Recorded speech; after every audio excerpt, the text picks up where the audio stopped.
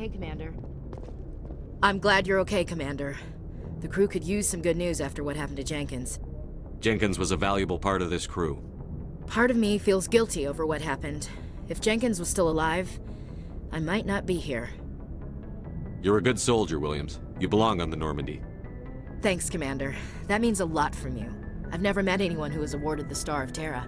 There's nothing special about me, Williams. Anyone would have done the same. Held off an entire enemy platoon? Alone?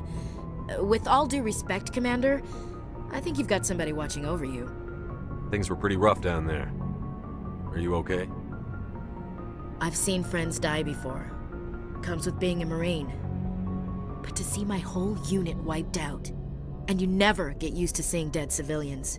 But things would have been a lot worse if you hadn't shown up. We couldn't have done it without you, Williams. Thanks, Commander. I have to admit, I was a little worried about being assigned to the Normandy.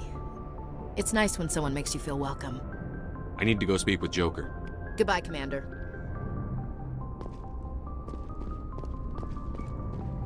Glad to see you're okay, Commander. I'm glad to see you're feeling better, Commander. How did you end up serving on an Alliance ship? I enlisted right out of med school. Earth always seemed boring to me. Too safe, too secure. I figured the colonies were teeming with exotic adventure. I wanted to travel the stars, tending the wounds of tough soldiers with piercing eyes and sensitive souls. Turns out military life isn't quite as romantic as I'd imagined.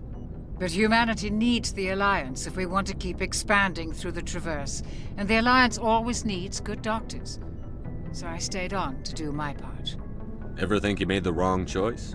Sometimes I think about opening a private practice back on Earth, or maybe taking a position at one of the new med centers out in the colonies. But there's something special about working on soldiers. If I left the Alliance now, I'd feel like I was abandoning them. What do you know about Captain Anderson? I've served with him for a few tours now. He knows when to let things slide and when to crack the whip. The crew knows he's seen pretty much anything they'll ever run into.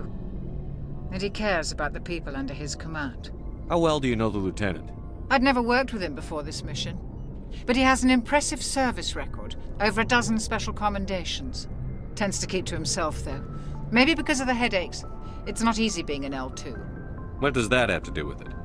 Well, most biotics now use the L3 implants. Lieutenant Alenko was wired with the old L2 configuration. Sometimes there are complications. What kind of complications? Severe mental disabilities, insanity, crippling physical pain. There's a long list of horrific side effects. Caden's lucky. He just gets migraines. I should go. Goodbye, Commander.